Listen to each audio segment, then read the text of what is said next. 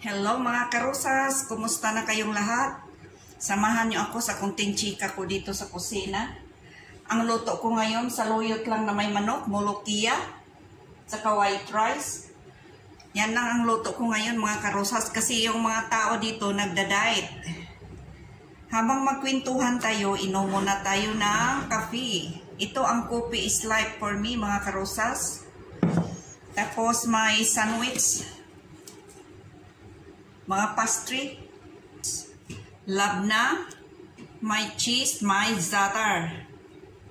Masarap ito mga karosas. Kain muna tayo.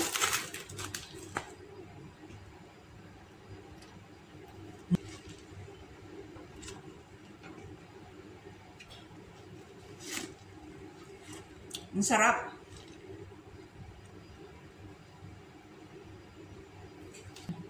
So, ang malakas dito kumakain, hindi ang mga amo ko, ako.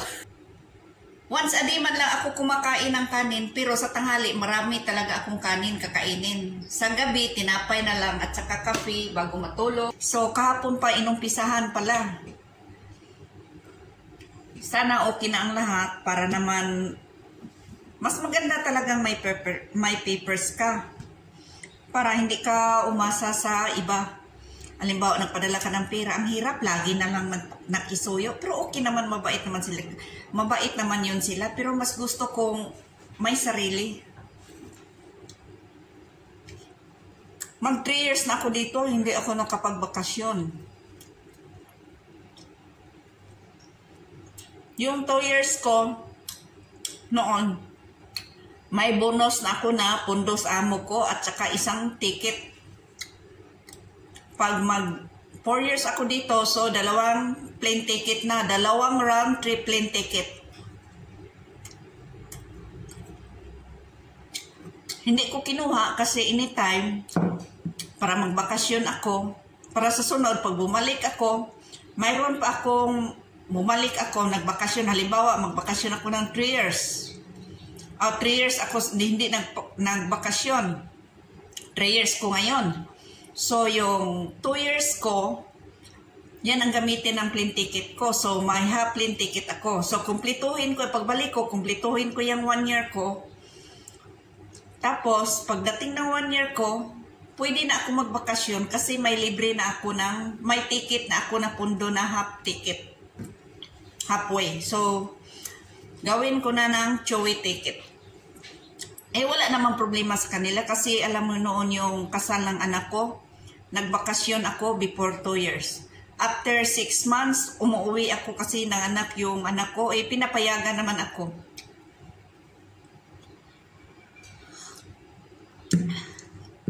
Minsan umuwi ako, wala pang 2 years, pinapauwi ako. Kasi alam nila may problema ako noon. Hindi may puso naman sila.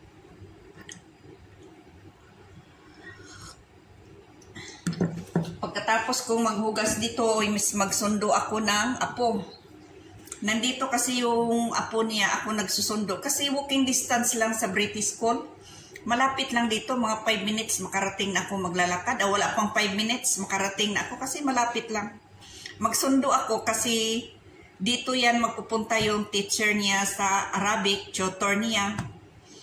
Malayo kasi yung bahay nila, nandoon sa tatakbo pa payong ako at saka tawag ba dyan, sunblock. Kasi mas lalo akong tumanda pag walang sunblock kasi ang init-init, masira yung mukha ko. Mas lalong masira, sira na, sisirain pa sa init. Kaya nga nagsasunblock ako.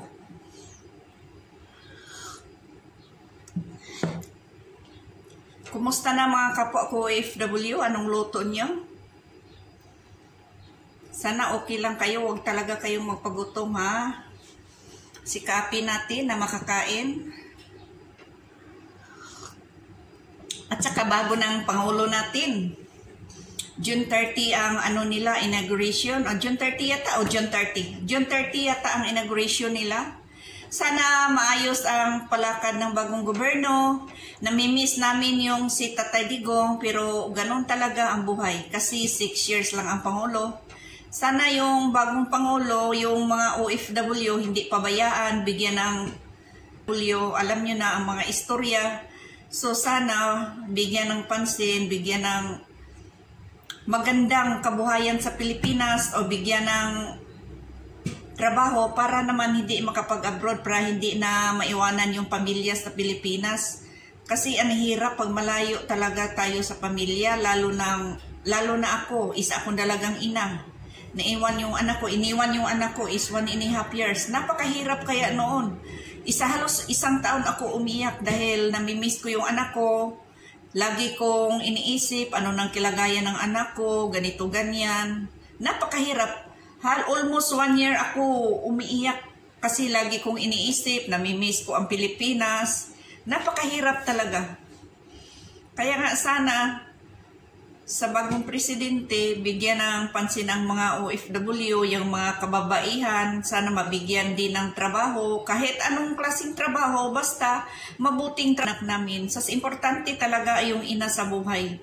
Kasi marami akong kaibigan, katulad ko, nagka-problema ako sa anak ko dati kasi naiwan ko maliit pa. Kailangan sila ng alaga sa ina. Kailangan nila yung ina. Iba talaga ang ama kaysa ina. Mas importante talaga pagdating sa ina yung mag-alaga yung ina. Kaya nga marami akong nakilala, yung ibang anak nila na paano sa barkada, yung iba naman na separation of anxiety. Ganon ang dapat tutukan sa gobyerno, ang mga kababaihan, bigyan ng trabaho, kahit anong klaseng trabaho, bigyan ng kabuhayan. Hindi man lang ang kababaihan yung basta sana tayong lahat mabigyan ng trabaho kasi hindi mo naman pwede iasa sa gobyerno ang kahirapan natin. Kailangan talaga ang gobyerno, ang tulong sa gobyerno, bigyan tayo ng trabaho. Magsumikap tayo para naman hindi tayo magsing alisan sa bansa natin. Para kasama natin ang pamilya, ang mga anak natin, lumalaki sila na mayroong mga magulang. Sana yung ganon. Di ba mga karosas? Kasi mahirap maiwanan yung pamilya natin at saka kami dito sa abroad. Ang hirap ng sitwasyon namin, lagi nag-alala sa pamilya namin.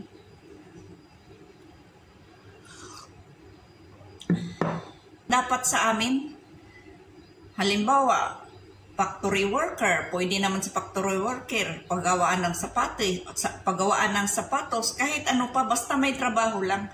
Kasi mahirap ang ina malayo sa anak. At saka ang hirap ng sitwasyon namin dito. Nagtrabaho ka, yung isip mo nasa Pilipinas, minsan nagkamali ka. Admitted ako dyan, minsan nagtrabaho ako, ang isip ko nasa Pilipinas, kumusta na kaya, kumusta na ganito, ano kaya, nakakain na yan ng anak ko. Ang hirap kaya. Sana naman, yung mga OFW naman, bigyan talaga ng pansin. Hanggang dito na lang tayo mga karosas. Ayoko na magkwento about sa OFW kasi parang related ako, parang nasaktan ako lagi. Hanggang dito na lang tayo. Maraming salamat. Thank you so much for watching. Please don't forget to subscribe, like, share, and comment. And tap the bell para updated kayo sa sunod na mga videos. Bye-bye everyone!